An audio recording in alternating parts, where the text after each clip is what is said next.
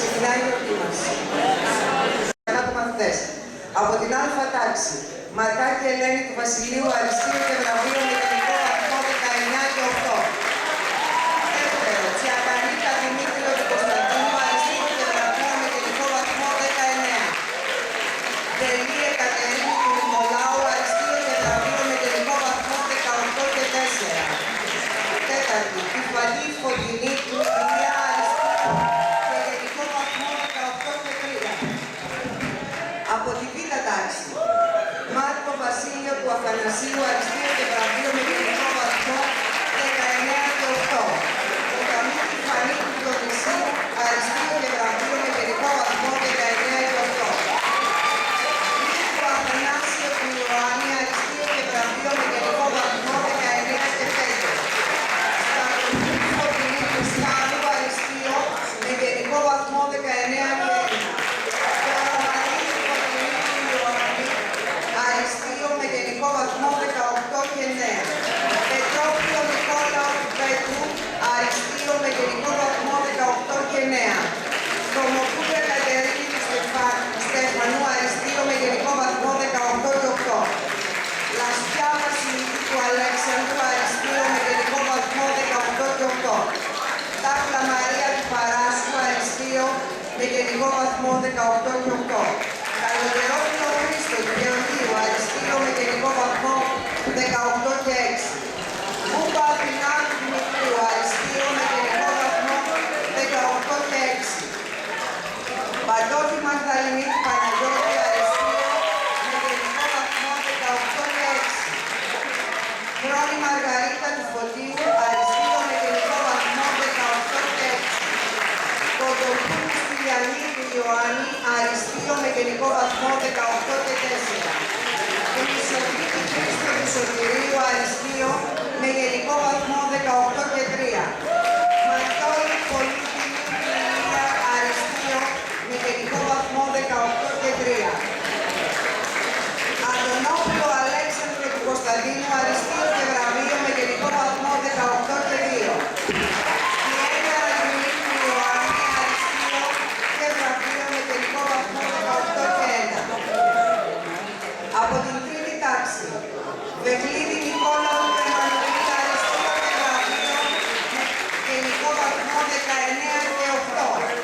Κοντέλ Μαριάνθη του Νικολάου, Αριστείο και βραβείο με γενικό βαθμό 19 και 8. Τελή Γεωργία του Νικολάου, Αριστείο. Η άμεση του φασισμού. Σε διάφορες χώρες εγκαθιδρύονται φασιστικά καθεστώτα, όπως στην Ουγγαρία το 1920, στην Ιταλία το 1922, στην Βουλγαρία και την Ισπανία το 1923 και ακολουθούν η Ελλάδα, η Λιθουανία, η Πορτογαλία και η Ιουγκοσλαβία. Ιδιαίτερα μετά το ξέσπασμα της οικονομικής κρίσης, η τάση της αθλητικοποίησης των οικονομιών αυξάνεται με πιο εμφανή παραδείγματα την ναζιστική Γερμανία και τη μιλιταριστική Ιαπωνία. Στην Γερμανία γεννιέται ένας νέος τύπος ανθρώπου, ο υπεράνθρωπος.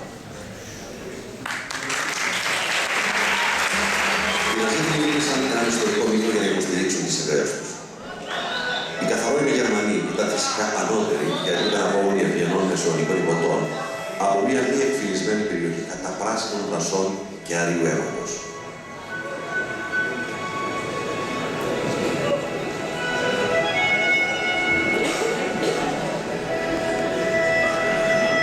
Οι Γερμανοί έμαθαν ότι οι πρόγονοι τους ήταν μια εξαιρετικά εξελιγμένη πολιτισμένη φυλή. Συνεργάσιμοι αρχαιολόγοι έβγαζαν ψεύτικα λείψανα σαν αποδείξεις. Η γερμανική λιταραγή ανοίγει για να αποκαλύψει το υψηλό πολιτικό επίπεδο των αρχαιότερων προγόνων μας. Οι απόγονοι των τευτονικών υποτών. Είμαστε από πάνω.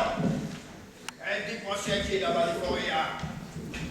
Για φαντάσου, θες, χρεοκοπημένοι. Σήμερα στην καγκελαρία. Χτες, τα γεράκια της αποτυχίας, Σήμερα στην Σήμερα τα γιατί το πάει. Εδώ,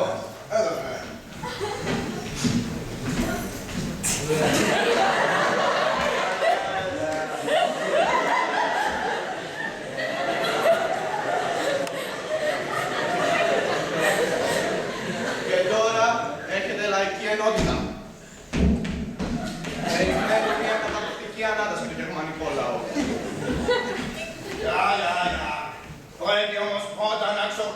το γερμανικό άνθρωπο για να ξεπηδήσει μέσα από αυτό το πλήθος των υπανθρώπων. Μα καλά, φίλε μου, να σε ρωτήσω κάτι. Τι γειτονιά είναι αυτή, δεν έχει σημαίες. Μάλλον χάσαμε το κόμμα μας. Μα είναι και χάλια από την περιοχή, Ναι, γειτονιά κακοποιών βλέπεις. Θες εκεί τι κάνουμε εδώ πέρα. Να σου πω.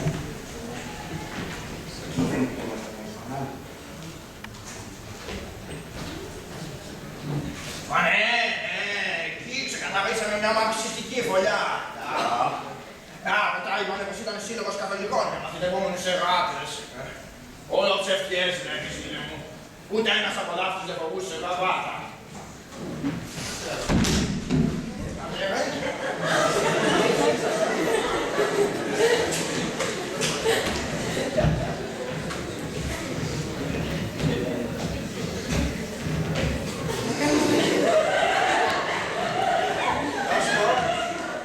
Λες να την καταφέρει δηλαδή και να το φύγει από μας. Για μόνο. Δεν υπάρχει τίποτα που να μην το καταφέρνει αυτός,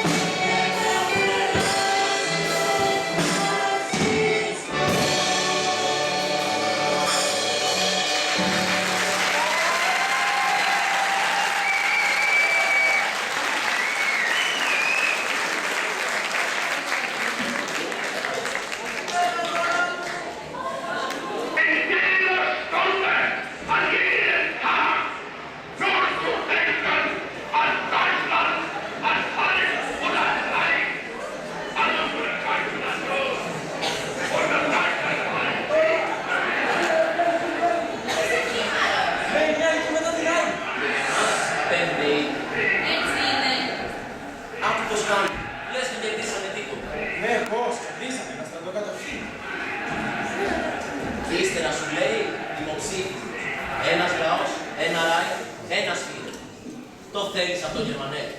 Και εμείς να μην μπορούμε να κάνουμε ούτε ένα δημοψήφισμα. Ούτε μια προκήρυξη για αυτό το δημοψήφισμα.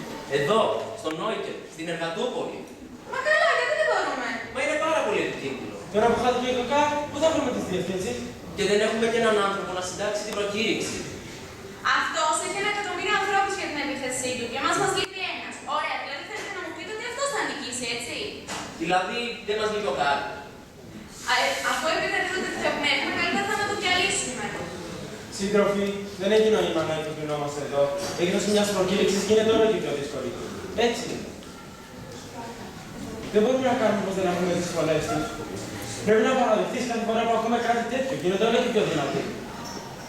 Πραγματικά δεν είναι σαν ένας λαός. Ναι, μωρέ, τι μας λες, είναι στις 100.000 πετρίδες που τους δώσαν σαν βαμπύρα. Μήπως όμως αυτή τη γνώμη την έχουμε μόνο εμείς? Εμείς ποιος είναι σαν και εμάς.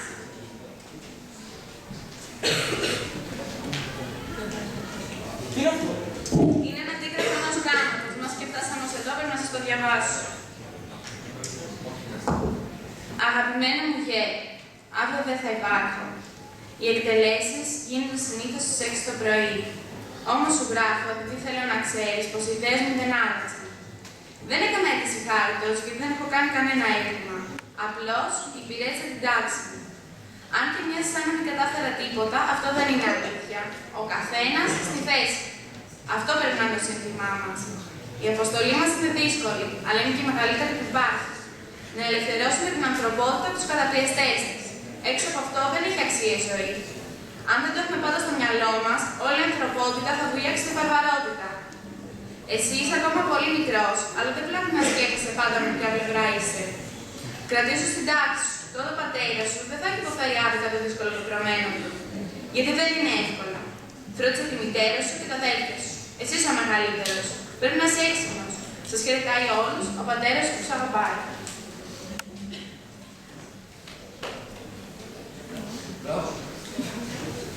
Λοιπόν, δεν είμαστε και τόσο λίγοι. Άρα λοιπόν, τι πρέπει να κάνουμε την προκήρυξη? Καλύτερα μία μόνο λέξη. Όχι.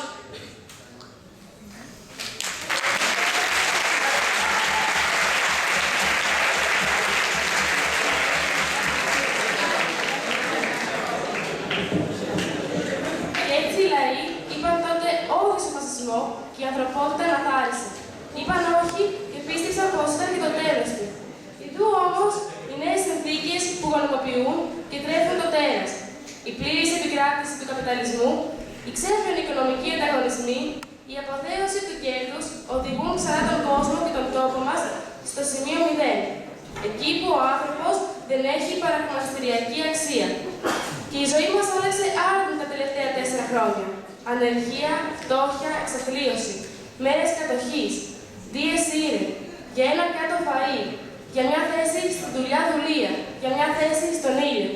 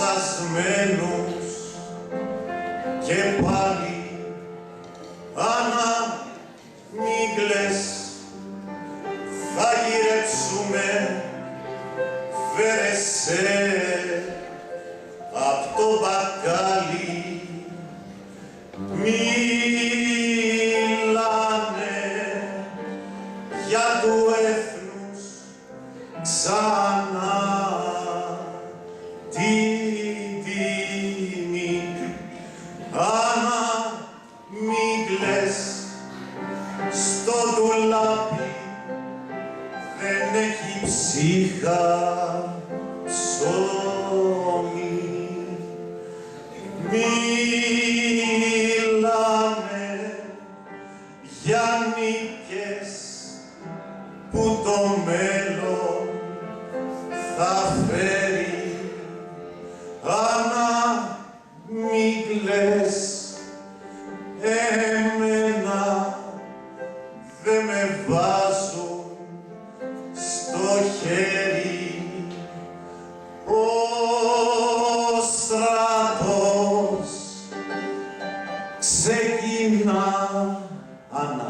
μη κλαις. Σαν γυρίσω ξανά, θα ακολουθώ άλλες σημαίες, ο στρατός ξεκινά.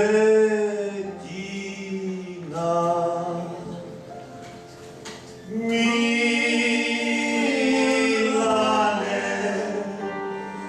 για καιρούς δοξασμένους και πάλι μην κλαις, θα γυρεύσουμε φέρεσαι απ' το μπακάλι. Μίλανε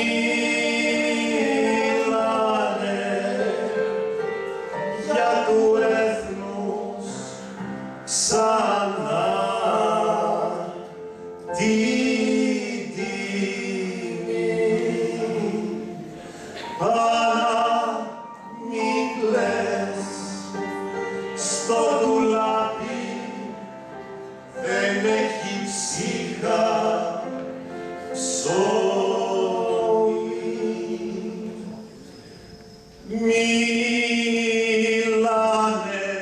Μιλάνε για νίκες που το μέλλον θα φέρει. Άννα, μην κλαις, εμένα δεν με βάζουν στο χέρι. Ο στρατός ξεκινά, σαν γυρίσω ξανά, θα ακολουθώ άλλες σημαίες, ο στρατός ξεκινά.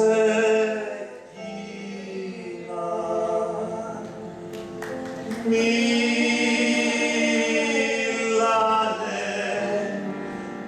για του έθνους ξανά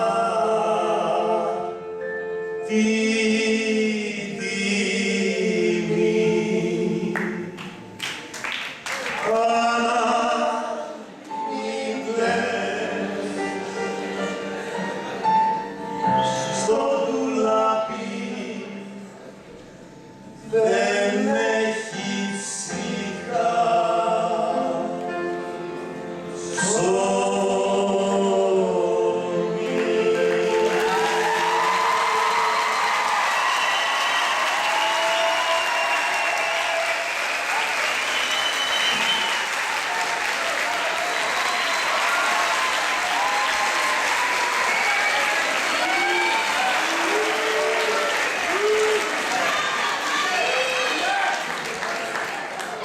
Λοιπόν, πρώτα απ' όλα καλώς ήρθατε.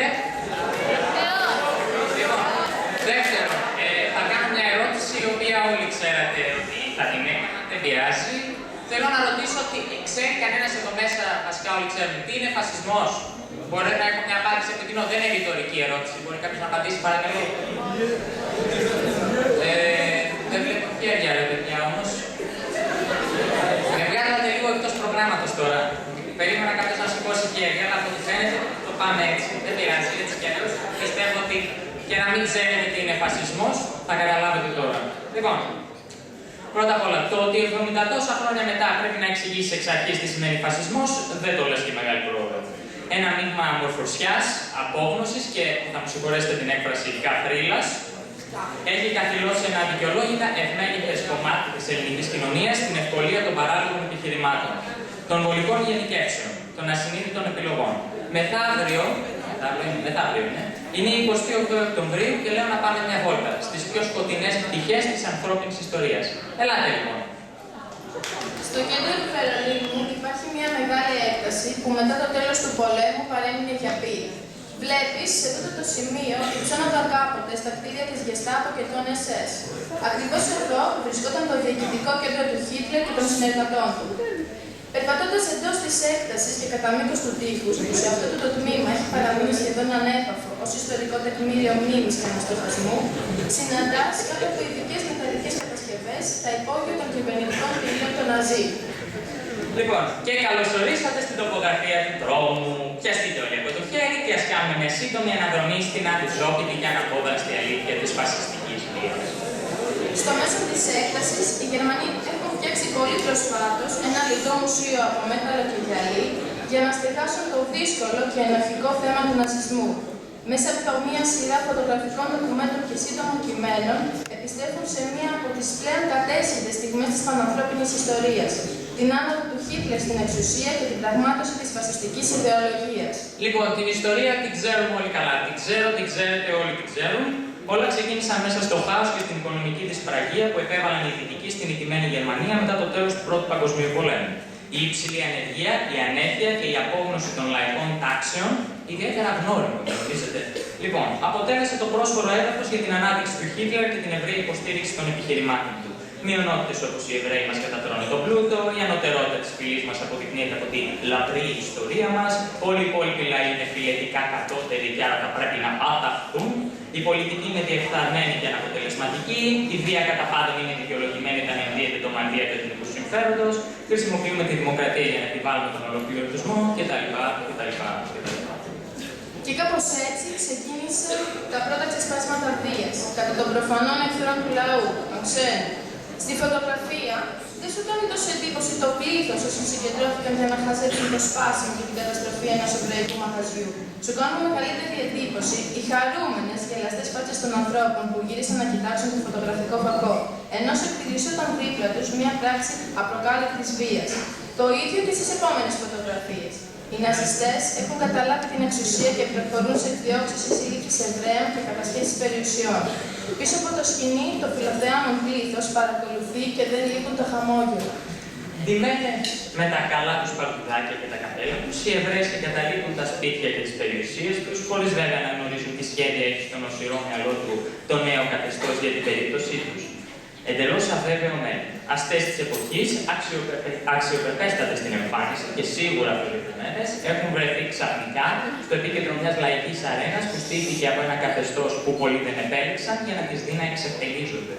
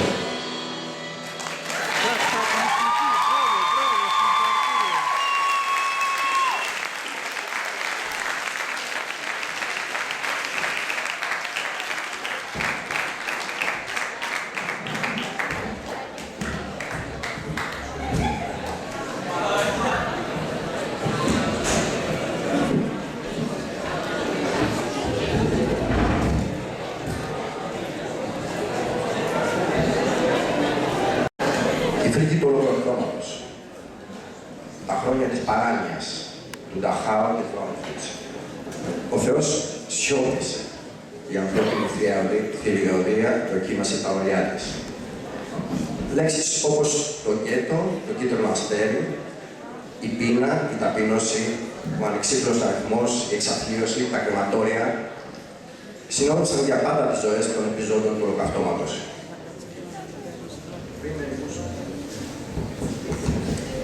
Πριν μερικούς μήνες ξεκίνησε να προβάλλεται ένα συγκλονιστικό ντοκιμαντέρ με τίτλο «Φιλιά εις τα παιδιά», που αναφέρεται στα κρυμμένα παιδιά του ολοκαυτώματος. 5 μικρά Εβραιόπουλα στην Ελλάδα της γερμανικής κατοχής που σώθηκαν από το θάνατο από οικογένειες χριστιανών, 5 κρυμμένα παιδιά που έζησαν μέσα στην απόλυτη σιωπή αφηγούνται τις ιστορίες τους. Ιστορίες τρόμου και αγωνίας, αλλά και στιγμές παιδικής ανεμελιάς μέσα στην αγκαλιά των ξένων. Στολικές φωλιές, κρυφή παράδειση, μακριά από τη φρίκη του ολοκαυτώματος. 5 παιδιά που μεγάλωσαν απότομα.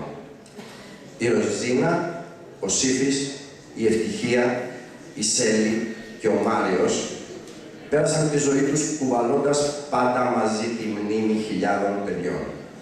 Εκείνων που δεν πρόλαβαν ποτέ να μεγαλώσουν.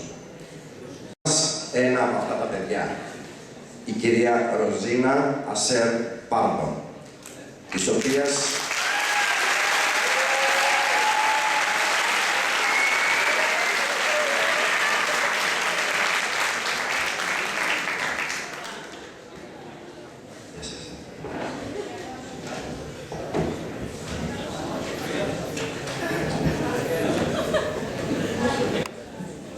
Σας ευχαριστώ που με καλέσατε. Μου έδωσε ο Θεός το δώρο να ζω από τότε και 70 χρόνια μετά για να σας πω πώς μπορεί να νιώθει ένα παιδί σε μια κατάσταση όπως είναι ο ναζισμός. Η διοίκησή μου εκτείνεται από ένα παιδικό γραφτό μου από το 40 ως το 44 που για μένα κράτησε ο πόλεμος και μετά από τις μετέπειτα έρευνές μου για το θέμα του ναζισμού. Έφτασα στο σχολείο και έκλαιγα με αναφιλητά. Μάρτης του 1943. Ήμουνα κουρασμένη και καθυστερημένη. Μας είχαν οι Ναζί απαγορέψει να πάρουμε το τραμ. Δεν είχα διαφορά από τα άλλα παιδιά που ήταν κιόλας στην τάξη. Κι όμως είχα ένα κίτρινο αστέρι στην καρδιά, στο στήθος. Ήμουν 9,5 χρόνων και Εβραία. Ο κύριος και η κυρία Παλαγιάννη βγήκαν στο μεγάλο χώρο, ήταν οι διευθυντές του σχολείου, να με παρηγορήσουν, με πήραν στο γραφείο τους. Μέσα σε λίγες μέρες όμως τα πράγματα χειροτέρεψαν. Μας απαγόρεψαν να πάμε σχολείο. Αυτά είναι τα ολοκληρωτικά καθεστώτα. Μας έκλεισαν στο γκέτο.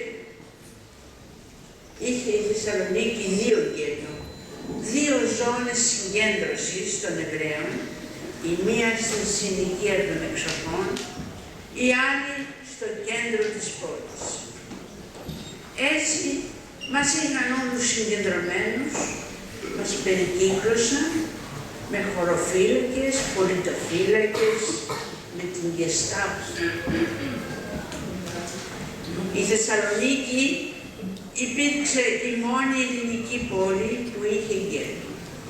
Γι' αυτό και το μεγάλο ποσοστό, 96% του εβραϊκού πληθυσμού της, που μεταφέρθηκε και θανατώθηκε στο Auschwitz.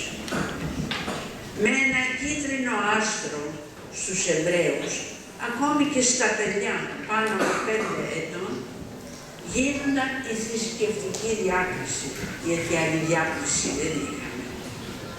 Τον Ιούλιο του 1942 κάλεσαν τους Άρενες Εβραίους να παρουσιαστούν στην Πλατεία Ελευθερίας, όπου τους ταπείνωσαν αβάσταχτα. Ο πατέρας μου δεν παρουσιάστηκε όταν είδε τι γινόταν εκεί. Αν τον έπιαναν όμως, θα τον εκτελούσε. Η αγωνία μου μεγάλη. Αρχές του 1943. Η διαταγή να μετακομίσουμε στο γκέτο με δικά μας έξοδα. Η λέξη γκέτο είναι ιταλική. Η ετυμολογία της αμφισβητείται. Ο χώρος στην περιοχή του γκέτου περιορισμένος. Μεταφέραμε με αραμπά, ξέρετε, τα καρότσια που σέρνουν τα γρυπάκια, τα απολύτως απαραίτητα σε 2 δωμάτια μιας διπλοκατοικίας στην οδό Ελζώνα. Ο δρόμος ήταν στα ακραία σύνορα του γκέτου των Εξοχών. Όταν ο πατέρας μου κατατάχθηκε στους 101 ομήρους, θα ήταν υπεύθυνος για όποιον τολμούσε να δραπετεύσει από το γκέτο, όπως είπε ο S.S. Βισλιτζέ. Αποφάσισε τότε ο πατέρας μου εκείνος να δραπετεύσει με τη μικρή του οικογένεια. Θα ήταν ο πρώτος σταθμός της δραπέτευσής μας. Αλλά δεν φύγαμε ποτέ από τον 3ο όροφο στη μισθή 113 στην Διακόνη.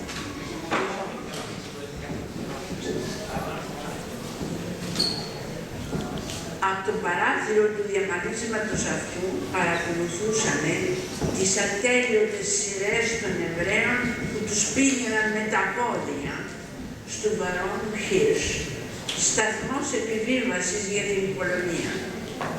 Ήταν η χώρα της επαγγελίας, μας έλεγαν οι Ναζί. Όλοι ίσοι, όλοι στην δουλειά. Και άλλα πολλά ψέματα. Ανάμεσα στις μακριές σφυρές, τις κινούμενες, ήταν και οι θείοι, οι θείες μου, τα ξαδέρφια και οι 2 γιαγιάδες μου. Ήταν η μοναδική φορά που είδα τον πατέρα μου να κλαίει, γιατί υπολόγιζε πως ανάμεσά τους θα ήταν η μητέρα. Βέβαια, ως παιδιά είχαμε ζήσει κι άλλες καταστάσεις τρόμου, αλλά χωρίς διακρίσεις, όλα μαζί. Στις 28 Οκτωβρίου 1940, σαν μεθαύριο, οι Ιταλοί μας κήρυξαν τον πόλεμο. Μετά βομβάρδισαν το λιμάνι της Θεσσαλονίκης. Έπεφταν οι βούδες γύρω μας με θόρυβο εκοφαντικό. Γκρεμίστηκε ο 3ος όροφος του ταχυδρομείου που ήταν απέναντί μας. Καταρρίφθηκε βομβαρδιστικό ιταλικό αεροπλάνο και ο πιλότος έπεσε με ανεξίπτωτο στην ταράτσα του σπιτιού μας, στη μισθή 35. Τον κατέβασαν με σεντόνι τυλιγμένο, λαμβωμένο ή νεκρό. Ο θάνατος σεριάνιζε κιόλας στο πλάι μας. Η ζωή μας άλλαξε.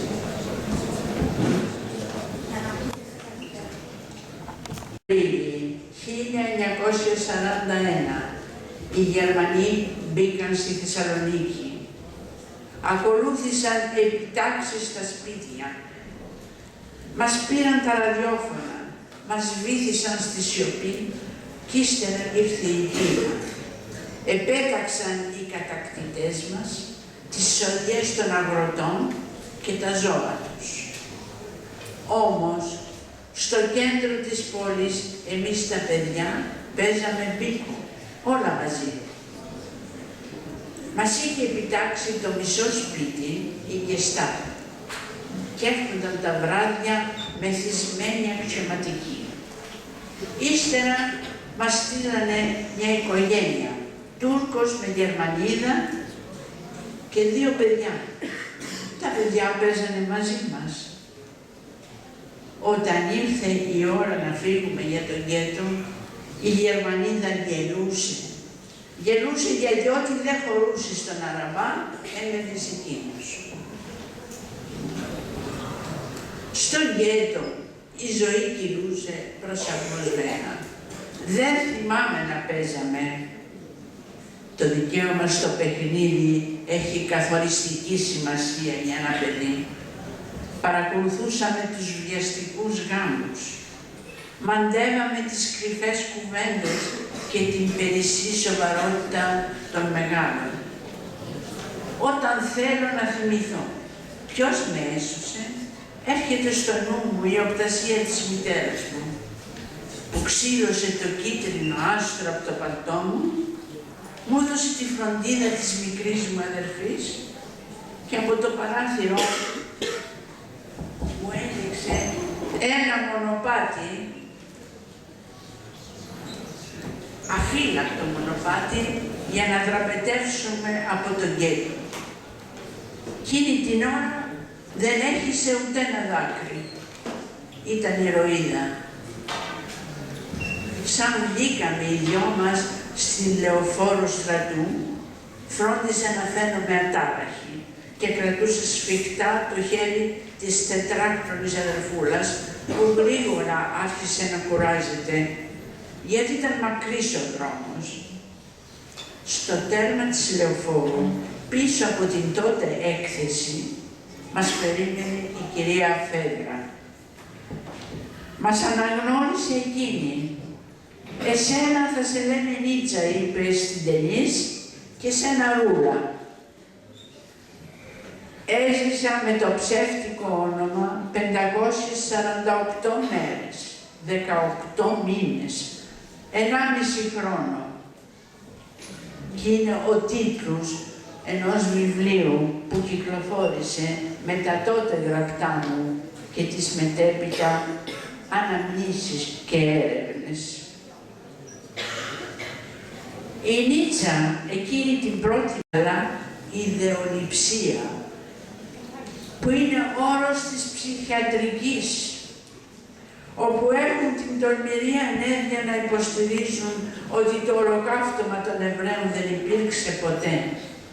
Κι όμως, εμείς οι επιζώντες είμαστε ακόμη εδώ και τα τεκμήρια αμέτρητα, ακόμη και στη Γερμανία και στην Πολωνία.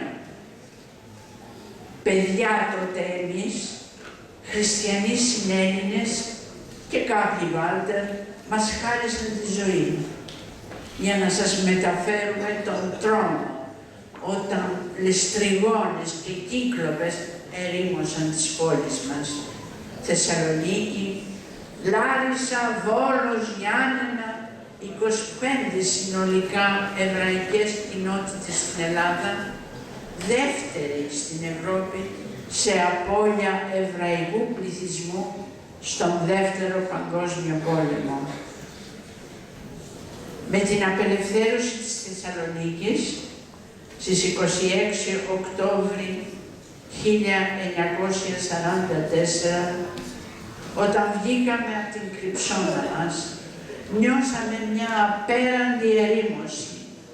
Η μόνη εβραϊκή οικογένεια στο κέντρο της ειδική μας. Άλλη μία στις εξοχές. Μερικές από μικτούς γάμους. Και άρχισαν να έρχονται από τα βουνά Εβραίοι αντάρτες. Μετρηθήκαμε, είμαστε 70 Εβραίοι όλοι και όλοι. Ο Λέων Πατής ήταν ο πρώτος που έφτασε από το Auschwitz. Είναι τρελός ήταν. Μιλάει για αέρια, για φούρνους, για μαζικές δολοφονίες. Σύμφωνα με την νομική επιστήμη και τις γενικές αρχές, η βιολογική είναι η γενεαλογική σειρά του θανάτου σε μαζικά εγκλήματα. Να το ελέγχετε. Η ελευθερία της γνώμης ύψιστο δικαίωμα. Και η υποχρέωσή σας, ηθική, η γνώση της αλήθειας. για χάρη της δημοκρατίας, της ελληνικής.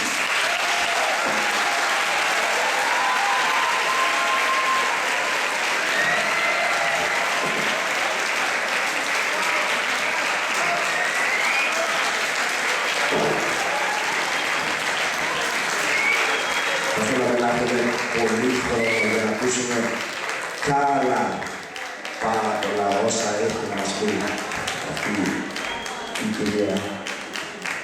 Δυστυχώς ο χρόνος μας πιέζει για να ξεφύγει. Την ευχαριστούμε πάρα πολύ για όσα μοιράστηκε μαζί μας.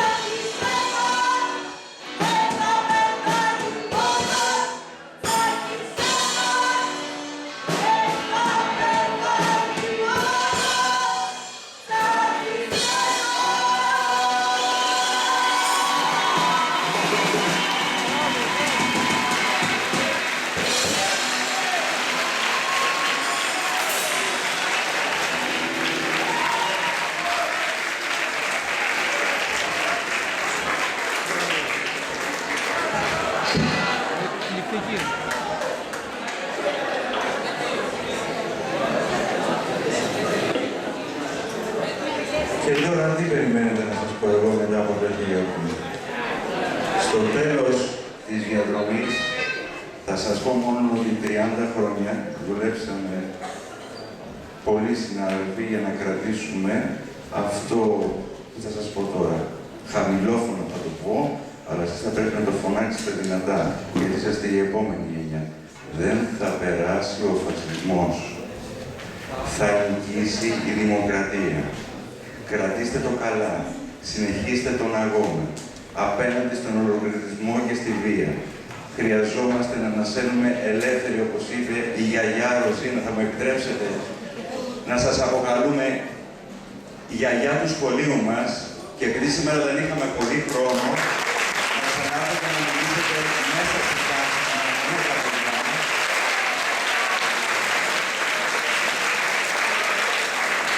Και δίπλα της κάθεται ο Εβραίος αδελφός, ο Βίκτορας, ο γιος της Διακοπολίνου.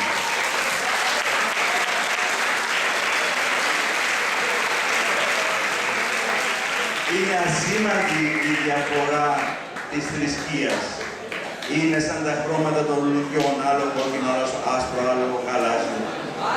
Η ουσία είναι ότι είμαστε άνθρωποι και ας κλείσουμε τη σημερινή μέρα έχοντας στο νου μας ότι το διαφορετικό δεν είναι κακό, είναι απλώς διαφορετικό. Ευχαριστώ την κυρία Λόλα για τον εθελοντισμό.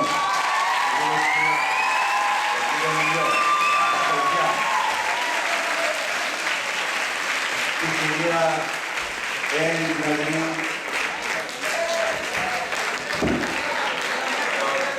Όλους σας. Να είσαστε καλά, περιμένουμε να σας καμαρώσουμε και στην παρέλαση